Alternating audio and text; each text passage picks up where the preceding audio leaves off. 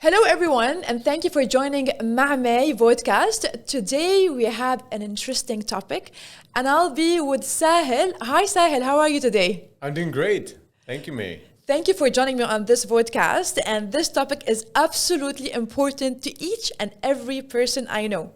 Before we start, let me tell you a little bit more about Saahil. Saahil is an entrepreneur, author, and a passionate mountaineer. Since 2010, he has scaled four of the tallest mountains, in the world. Through his book, Break Free, which I love, he shares how you can scale your summits of success faster once you have mastered the art of decluttering the mind, body, people, and of course, the material world. Today, I'm about to declutter everything. That's the intention. That's the goal, mate. You know how everybody I see on YouTube and interviews, they always talk about decluttering your physical space. So when you hear the word declutter, the first thing that comes to your mind is the space around you. But you started with the mind. Why is that? I feel that's the source, May.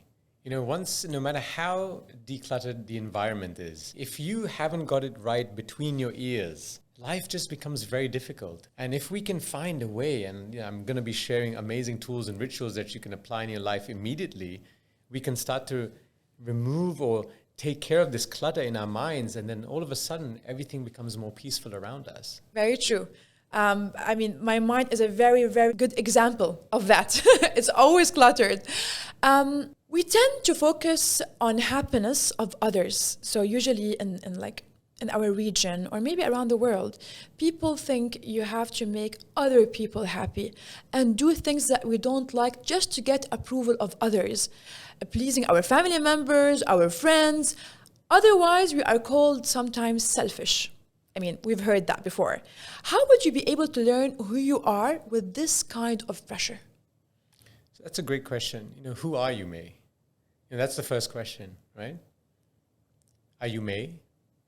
No, that's the name that was given to you by your parents. Are you Muslim? No, that's a religion that was told by your parents that you are Muslim. Are you Lebanese? No, I am Lebanese. Yeah, but that's the document that, someone said you are Lebanese. But when you were born, those first few seconds, you didn't have a name, you didn't have a religion, you didn't have a nationality, you were just pure. So I just want to plant that seed in your mind, and for everyone else in the audience, is who are you really? Because whenever we say, I'm this, I'm that, it's a label that someone else has put on us. True. And it's about removing these labels one at a time to really get to our authentic self. So I want to plant that seed, and we can definitely explore that later. So coming back to your question, pleasing others, doing good things for others is such a great thing, right? You're putting a smile on someone else's face. And the world needs more people like this. But at what expense? People wear many masks. One of the masks that I see a lot of my clients wear is must be seen as. And the one that was most dominant in my own life, and I see this with many others, is must be seen as Mr. Nice Guy or nice girl, right? Because you want to please other people. Yes. And there's nothing wrong in making someone happy. So let's just say that straight off the bat. But if it's at the expense of damaging your own health, that then becomes a question mark. That becomes a question mark. And many times it is on the expense of your health, because you start pressuring yourself to make others happy, even if that doesn't make you feel good. Just like you mentioned in your book, you were trying to please everybody around you to the point that you forgot who you really are. Yeah. And when you do that, one, you're losing your identity, as you mentioned. But two, you're burning up inside. And why do you need to declutter your life? Because what is happening essentially is that when you have a lot of clutter in your life, and I just want to define what clutter is. Clutter is nothing more than shunned confrontations. So you're shunning confrontations in your mind, with your health, with people, with your environment. And that's leading to, what's the best word to use? A non-peaceful environment within. There's a lot of turmoil, there's anger, there's fear, there's hatred, there's a lot of things that's going on. And these emotions are stuck inside of you.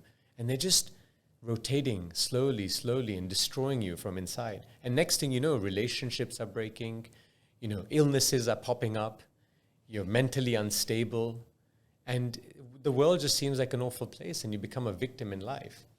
And this is because we're not identifying what is our priorities and what do we really, truly want for our lives, looking at everything else external from ourselves. Is that right? So look, I love to use the analogy of the mountains, right? I'm a mountaineer. Now imagine if I said to myself, I want to climb a mountain, and I just walk up to the bottom of a mountain range and say, look up and go, okay, I'll just start climbing. But which mountain? You know? So in life, we need to identify our summits. Yeah. It could be summits, you know, for personal growth. It could be for work. It could be for relationships. It could be for money. But it's important to identify those. And then it's what step can I take each day to get closer? But here's the thing, and this is what clutter does. Clutter is something that doesn't serve, you know, as I said, it shuns confrontations, but it's not serving any purpose in your life. So imagine trying to climb up a mountain with a lot of excess weight. Mm-hmm. It's harder, it's going to take longer, and it reduces your chances of making it to the top. So that's what we're doing when we're holding on to all this clutter in our life. We're carrying this excess weight everywhere we go. Yeah. And it's so much harder, May.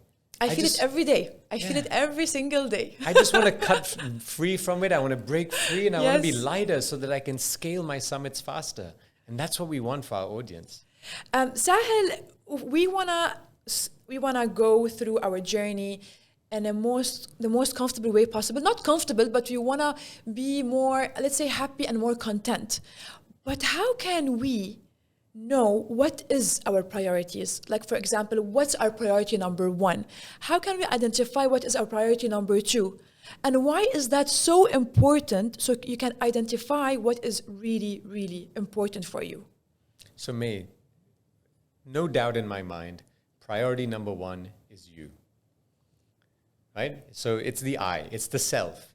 Now, some people say, oh, that sounds so selfish. Exactly. You know, I mean, come on, you're a father, you're a husband, you're a son, you're a business owner. You have to do all these things for other people. Yes.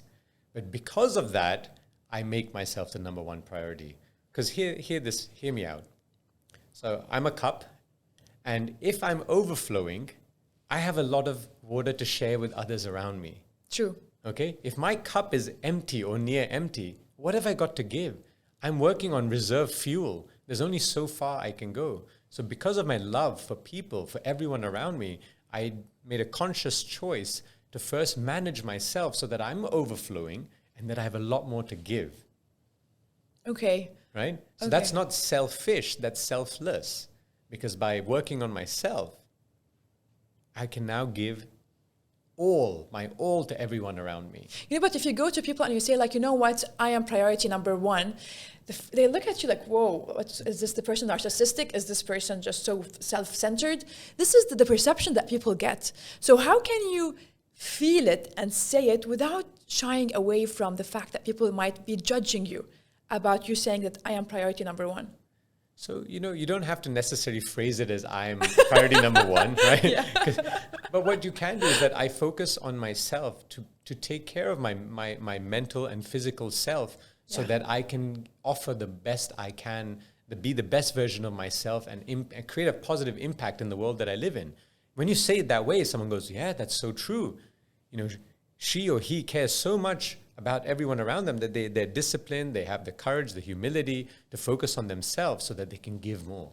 You so know it depends what? how you position it. Positioning it, and also as I also notice for myself, like when I'm feeling happier, when I'm achieving what I would love to achieve, when I'm exercising and giving time to myself, when I spend time with my family or with my children, they can sense my energy. So this is how it makes sense what you're saying. It's like when you make yourself priority number one, everything starts going like nicely in a very smoother way around you. I love what you said. I mean, just think about the times when you're around people, when they're in their element. You enjoy being around them. They're they're emitting this amazing energy that you love to absorb. Now, at the same time, you know, imagine a friend of yours who's going through a very difficult time. You're there for them. You want to help them. But as much as you want to help them, you don't enjoy being around them during that time. It's very tough. true. Very true. Because you're absorbing that energy. You're trying to help them as well. And it's hard. But you can handle it for short periods of time. But imagine having that environment day in, day out for the rest of your life. Yeah. And we go through it a lot, talking about this whole idea of people who are, let's say, having these kind of vibes because of their worries and issues. This is something we all go through in a way. I mean, I don't know about you, but we are living nowadays worried about everything. I mean, work, money, kids, family, purpose. We have so much, even our image around people and our social media platforms. So in your book, you talk about there is no reason to worry. Honestly, Sahil, it's easier said than done. So can you share how can you stop worrying and this whole dilemma of being worried continuously? You know, May, when I came across this concept, it was one of my light bulb moments, you know? Okay. And let me take you through it because I truly believe there's absolutely no reason to worry in life. Now, when I heard it for the first time, I was thinking, this guy is crazy. He has no idea what he's talking about. But the more I thought about it, I realized how true it is. So let's just go through it quickly. Do you have a problem in life? No? Okay, easy, nothing to worry about. Do you have a problem in life? Yes. Can you do something about it? No. So there's nothing you can do to change the outcome. What purpose does worrying benefit you? Yeah. You know, I mean, how does it doesn't do anything. It's just draining you. It's putting you down. True. Even though there's absolutely nothing you can do about the outcome. And we train our mind to continuously worry about things that we have absolutely no influence on. Yeah. You know, even now, you take the pandemic, right? What can you do? You can worry about it, sure, but there's steps you can take. You can get vaccinated, you can be socially distanced. There's things you can do to remove the worrying. So think about what can you do? In that situation, you could do something. So do you have a problem in life? Yes. Can you do something about it? Yes. Then why aren't you doing anything? You know, put the plan of action in place. So then some people tell me, no, Saahil, it's not as simple as that. I have some problems that are very complicated. So I say, okay, break it up into two parts. For the things you can do something about, put a plan of action in place. Yeah. And for the things you cannot, just remove them and immediately your worrying goes down. And once you put a plan of action in place, you feel more comfortable. You feel lighter and less heavy because you're not carrying all this baggage in your mind and in your body. What you're saying is that basically, if there's something to worry about that you can have an action for, then why worry? And if there's something that you're worried about, you can absolutely do nothing about, then why worry? This is the whole idea behind it. Absolutely. And how does that help with your energy levels? If you let go of these worries, how could it help your energy levels and the people who are surrounding you? You feel lighter. You know, so you mentioned this earlier. You feel lighter. You're not anxious all the time. And worrying is also, don't forget, it's about things that haven't even happened. It's usually about the future. Or the past, things that has happened and it's keeping you... something that you're holding on to as well. So you're not being present. And when you're not being present and your mind is either ahead in time or behind in time... My life. Many of our lives, right? Yeah. Then you're not enjoying this beautiful moment called the present, right? With whoever you're with. Or even if you're alone and just reflecting on life, you're not enjoying that moment. So it changes your energy level and people can feel that. You mentioned it earlier. When I'm not in a good place, my kids sense it immediately. And when I am, they sense it too. So it's the same. We all emit this energy field that can be sensed by people around us. Saad, how's my energy levels now? It's exciting. It's exciting, right? Yeah. Okay, that's very true. Yours is very calming. It's actually very happy, content, and I can sense it, which is amazing to be around you. Talking about contentment, you know, we have a lot of stories in our lives that sometimes we tend not to forgive ourselves and not to forgive people that maybe we care for or people who actually really hurt us. And I feel like one of the biggest issues that we go through is holding grudges and resentments. Do you honestly believe that someone can forgive? And how could that help them to declutter, like helping them in decluttering their journey? So look, May, I mean, we've all gone through experiences in life which we're holding on to, right? And here's the thing, I remember this one incident which really hurt me hard, okay? It hit me really hard because it was a third generation friendship that was ruined, that too over a business dealing. And I realized that, you know, I was always told, oh, you know, time will heal. That's absolute rubbish. Time does not heal. It just suppresses. It suppresses, but guess what? They're triggers that bring that memory right back. Okay. You hear a song, it reminds you of that incident. You hear the person's name, it reminds you of the incident. You know, you see a photograph. I mean, there's so many different types of triggers, whether it's audio, visual, or otherwise, that remind you of that incident. And it takes you right back and you start to feel those emotions again. Yes. And that's when as if it's happening right now in your present moment. Yeah, and look, the other person's probably moved on. I don't know what they're doing, but I'm still holding on to it. And here's the thing, May, that person is still affecting me. It's like they're the puppet master and I'm the puppet, because they're pressing these triggers and I'm still getting affected by it. And I said, how can I let someone else control me like this? And that's when I said, I don't want to be a puppet. I want to have somewhat control over my own life.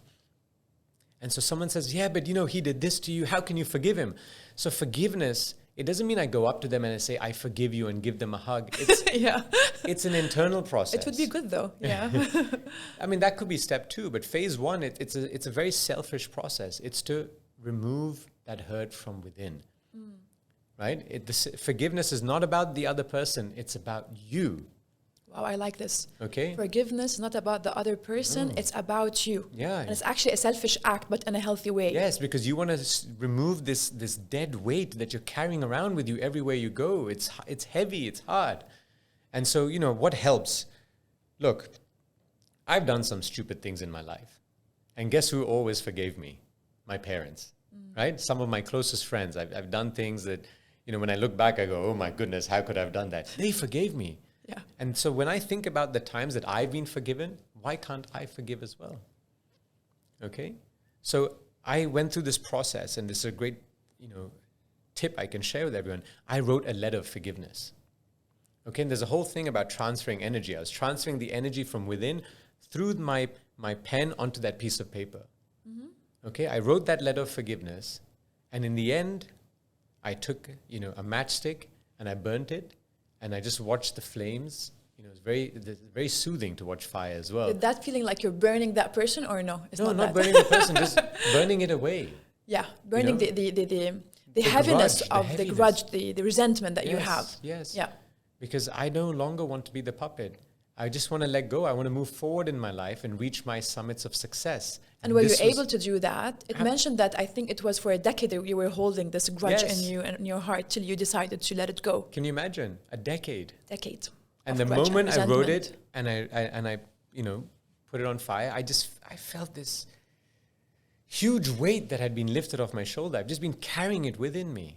But there has to be a real choice that you want to forgive. It has to come from the inside. No matter what people tell you, that you got to forgive so you can have a happier life, it has to be a decision that you make. And it's also, I believe, when you don't forgive, it's a lot to do with our ego, right? As you said in your book. It's 100%. It's our ego who's holding to these grudges. Yeah. How can I forgive that person? Yeah. He or she did this to me, did that to me. Yes.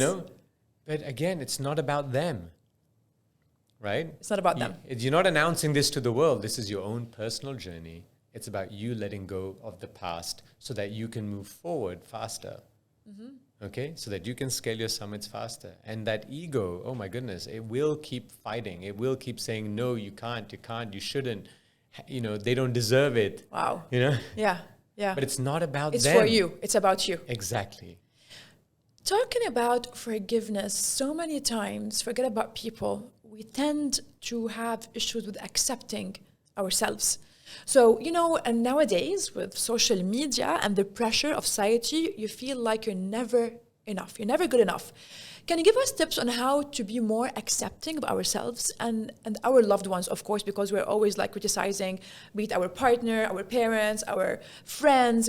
Is there a way that we can remove this critique voice in our heads, which I go through on a daily basis, and I bet many people are? So first and foremost, social media has made it a lot harder. Oh yes, tell me about it. But you're only seeing what people choose to post. Yeah. Do you think someone's going to post their worst angle? Do you think they're going to post something where they made a big blunder? No, they're only going to post whatever's, as per them perfect or as good as can be. Most of the time, true. Right? Yeah. I mean, I've heard of companies, and I don't know if you've heard of them. You can actually rent out a studio with a green screen, and you can tell them, I want to go on a holiday to Paris, or I want to go to the Tokyo Olympics when it happens over the summer. And they will create that backdrop for you, and you can take pictures with your family, all smiling and everything, and then you can post it all over social media. Wow. So these kind of companies exist. You can make up anything. So first of all, you don't know what's going on in that person's life, and you don't even know if that image is real or not. So why are we judging based on what we're seeing when we don't know the whole picture? We've seen a part of the picture. So I just want to plant that one seed in someone's mind. But more importantly, you know, as you can see, I've got, you know, quite a lot of gray hair, right? And I went and I was, you know, I colored my hair, right? I went to the barber shop and I colored my hair. And I think I did it 2 or 3 times. And I even went and told them, I said, don't make it all black because then it doesn't look natural. Yeah. Like, you know, just make it less white, you know, or less gray. And then I said to myself, I said, wow, you know, I talk about acceptance and I haven't even accepted myself, right? And I said, that's not being authentic. And I realized that it's much easier just being me, you know. And I came back and I said, this is not right. And that was the day I stopped. And I realized I was spending more money, spending more time at the barber shops. I was saving time and money. And I just said, it's not being my authentic self. Yeah. And what triggered this was when people started commenting on my physical appearance. And I'm thinking, you know what? If it affects me this way, imagine how someone else feels when I comment on them. True. They're gonna feel similar types of emotions. And nowadays, Saahil, we get so much comments on our physical appearances. Continuously. Oh, you've lost weight. Oh, you've gained weight. Oh, you look good. Oh, you look bad. Like, this is the competition. This is how we start when we're greeting people. So it's making it way harder to accept our also self-image, right? Absolutely. But you know, here's the thing. Everyone has a right to an opinion. Yeah. That's their opinion, right? The question is, how comfortable are you in your own skin? You know, you're a creation of the divine.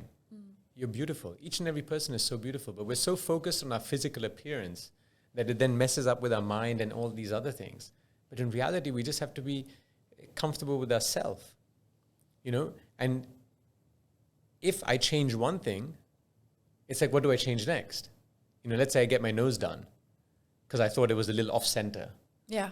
Then I can say, oh, my ears are a bit small. Let me get them a little larger. And then I can say, oh, my skin color is like this. Maybe I should go to a tanning salon. Now you're making me think of all things that I want to change, actually. In my but it head. never stops. Yeah, yeah. It never stops. Yeah. That's the no, point. but I'm not against like if there's something that's really, really bothering them, and this is really affecting their life and their image, to change one thing that's bothering you, I'm not against it. Like there's things that you do, and it really helps you feel better. But do it because you want to do it, Because not you because someone else is telling you you should, or someone else is making you feel that way. Yeah, that's a good one. Right? There's a big difference. If I keep telling you, May, you know, you need lips more plump, and I keep telling you that. I do. And I keep telling you that, you know, then you're like, oh my God, if everyone keeps telling me this, maybe I should do it. I do get that a lot, actually. You know, maybe I should do it. But if you don't feel you need to do it, then why? Yeah. So it's about you and whatever you feel like you need to do without having the effect of other people. And it's a process to do that. Yeah. Before we end this episode for today, you mentioned in your book that the choice is ours to be happy and content regardless of the external, you know, surrounding. How is that possible? And does awareness help us to create this role in happiness and contentment? Absolutely. You know, awareness is so key in all of this. You know, I talk about you have to stop and pause. You know, I find that we're constantly on the run. And what happens is that we never get time to think about what we just experienced. Yeah. So whenever you go through something that either makes you happy or makes you unhappy or makes you angry or makes you sad or makes you joyous or whatever emotion you're going through, just pause, you know, or at least in the evenings, stop and go, what have I gone through today? You know, what was the reason for that? What did I like? What did I not like? And just start asking yourself these questions and becoming more aware of what's going on, because you'll start to see a pattern. You'll start to see things that are happening that make you upset, right? And then you might go, ooh, what trigger is being pushed that I'm feeling this way? Because there's clearly something unresolved that I'm still holding on to.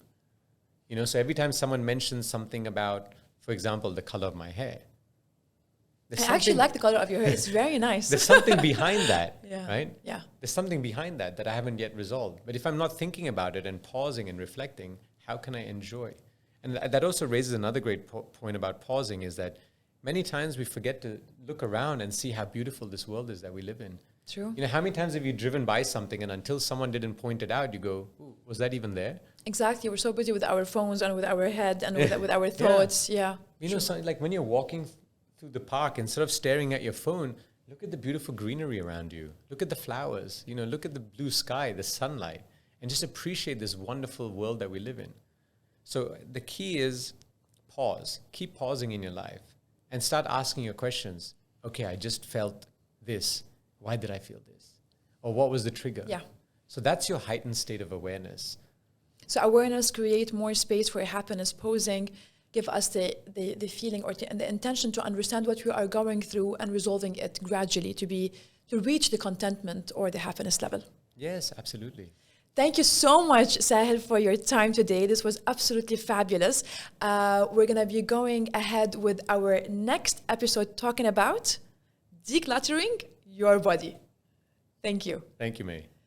All right, so we spoke about a lot of information today, talking about the mind. And as Saahil believes, we have to start with decluttering our mind before we start with anything else. And this was absolutely fabulous. Next episode, we'll be talking about decluttering our bodies. See you very soon.